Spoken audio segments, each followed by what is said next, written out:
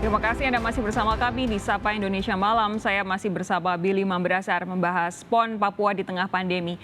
Bung Billy, begini, ini kan saat ini harus kita lihat faktanya adalah bahwa pemerintah dan masyarakat fokusnya masih lebih besar ke arah penanganan pandemi yang saat ini memang sedang memburuk begitu.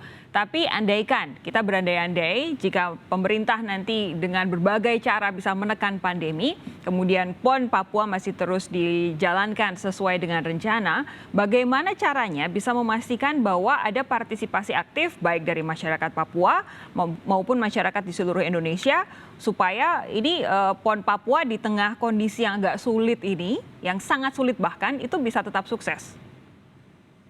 Baik, terima kasih. Beberapa data dan statistik ya, kurang lebih ya 3 triliun telah dikuncurkan untuk pembangunan infrastruktur dengan kelengkapan fasilitas offline, daring maupun luring ya, virtual maupun non virtual.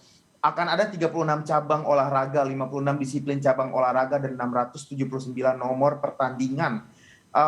Bayangkan multiplier effect dari pelibatan masyarakat itu. Saat ini skenario tersebut sedang disusun, dan bukan hanya skenario tetapi juga sudah dilakukan pertemuan-pertemuan awal.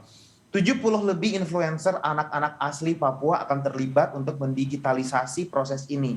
Dan saya berharap PB PON, tentunya sebagai orang di luar PB PON, berharap bahwa kerja baik yang PB PON sedang lakukan ini untuk pelibatan influencer ini dapat terus terakselerasi. Kemudian kemarin ada beberapa rapat dengan Perindako Provinsi, Pak Laduane, sahabat saya, yang akan melakukan basis data dari lebih dari 300 pelaku UMKM yang akan terlibat juga untuk mendorong oleh-oleh Papua yang akan dipromosikan melalui event PON ini, seperti produk Senoken maupun komoditas-komoditas yang akan lebih dikenal lagi pasca PON, pasca pandemi. Akan lebih banyak orang membeli komoditas seperti kopi dan mengenal ekowisata dan seterusnya. Ini adalah strategi-strategi dan skenario-skenario terbaik yang disusun agar satu, masyarakat khususnya orang asli Papua dapat terlibat aktif.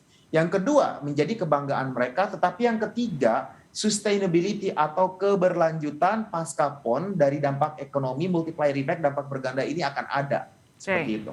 Oke, nah jadi penting untuk kita tahu strategi atau rencana dari pemerintah khususnya terkait dengan PON ini supaya betul multiplier effect tadi itu betul-betul ada keuntungan ekonomi yang betul-betul dirasakan oleh masyarakat Papua dan bukan kemudian kita justru semakin banyak mendatangkan varian COVID-19 dari berbagai daerah ke Papua. Jadi apa yang bisa Anda sampaikan kepada masyarakat terutama yang ada di Papua bahwa pemerintah berkomitmen untuk menyelenggarakan PON ini seaman-amannya dengan menjaga keselamatan masyarakat Papua sebagai prioritas utama? Terima kasih banyak. Pertama, orang Papua bilang barang ini kita punya ya. Maksudnya fasilitas-fasilitas tersebut dibangun di tempat kita. Seperti itu. Sebuah stadion berkapasitas lebih dari 40.000 penonton, Lukas NMB. Kemudian ada beberapa fasilitas-fasilitas pendukung yang lainnya yang dalam strategi ke depannya saya harapkan dapat dikelola oleh anak-anak nanti, anak-anak Papua secara entrepreneurial untuk dapat menyokong kegiatan ekonomi kreatif maupun kegiatan-kegiatan olahraga lain pasca PON. Jadi itu yang pertama. Yang kedua, lebih dari 1.115 atlet akan terlibat, khususnya atlet OAP. Dan ini menjadi ajang menunjukkan kepada provinsi bahwa kita bisa sesuai dengan tagline dari PON sendiri, Torang Bisa.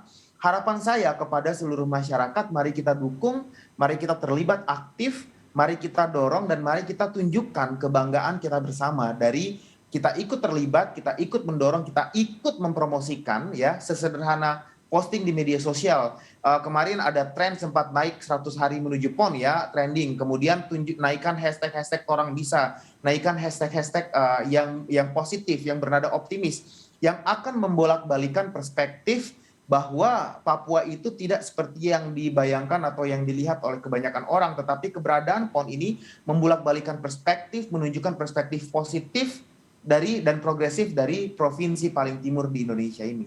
Oke. Tetap saya secara pribadi berharap bahwa kesehatan dan keselamatan masyarakat Papua jadi yang utama. Kita harapkan nanti kalau memang PON Papua ini berjalan dengan lancar, semuanya tetap sehat, semuanya tetap aman, khususnya masyarakat yang ada di Papua. Bung Billy Mambrasar, staf khusus Presiden, terima kasih sudah bergabung bersama kami malam hari ini. Sampai jumpa lain waktu, sehat terus. Saudara, itu tadi jadi penutup jumpa kita di Sapa Indonesia Malam hari ini. Besok kita jumpa lagi. Maka Anda tetap bersama kami di Kompas TV Independen Terpercaya. Saya Sofi Syarif, terima kasih. Sampai jumpa.